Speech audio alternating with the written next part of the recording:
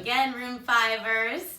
This has been one of his favorite books, so he's going to come and sit, but he won't say a word, will he? Okay. All right, so we're reading Chester by Melanie Watt, but you'll notice it's crossed out. Wait. There you go. See it. And he wrote Chester there. Place my award here. See what this is all about. Dear readers, I apologize for Chester's behavior in my mouse story. Sorry for the inconvenience. Sincerely, Melanie Watt. Chester wrote blah, blah, blah.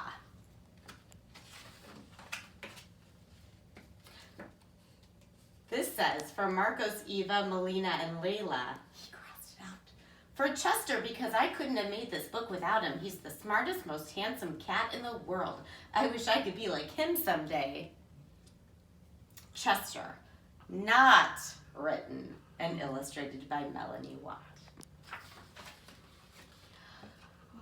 You'll notice the red. Who do you think's writing in the red? It's Chester. Once upon a time, there was a mouse. He lived in a house in the country. Then Mouse packed his bags and went on a trip very, very far away, and we never saw him ever again. Hasta la vista, Mousy. So Chester moved in and made a few changes to his new place. My curtains, Chester's chair, a fish instead of cheese. He drew over the pictures of a mouse to make cat faces. Chester's home sweet home with a rainbow and a sunshine. But Mouse returned home. Oh yes, did I mention he brought back a really big souvenir with teeth? Uh-oh. Back to the story. Once upon a time, there was a mouse. He lived in Chester, move out of the way. He lived in the country with his vegetarian dog who only ate carrots. Then Melanie begged Chester to write a better story, and it goes something like this. Once upon a time, there was me. Chester stands for charming, handsome, envy of Mouse. Smart, talented, envy of Melanie, really handsome. Chester lived in Chesterville, where mice weren't allowed. It was a beautiful day. Look at what he drew. He's got a trophy that says #1 Chester. Until it started to rain. You know what happens to markers when it starts to rain.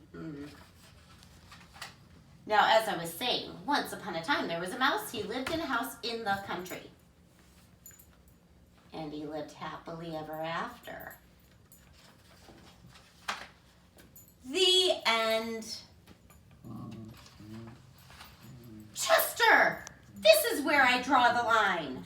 Nope, I'm drawing the line. Do not cross this line. Keep out! Chester's side. Chester, that's enough. Hand over the marker this instant. Chester's busy.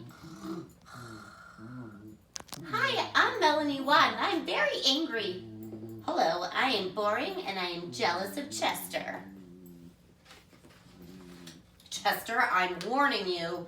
Hand over the marker and apologize before I count to 3. 1, 2, 3, and 4, 5, 6, 7, 8, 9, 10, 11, 12, 13, 14, 15, 16, 17, 18, 19, 20, 21. La la la. All right, Chester. You want your own story? You want to be the star of this book? Well, get ready. Here it is. Finally. Once upon a time, there was a cat named Chester. He lived in a house in the country. Aww. All the stuff that he drew. Chester was a very handsome cat, especially when he wore a pink. You wouldn't. Tutu! Now it's personal. Look what he did in Melanie Watt's picture.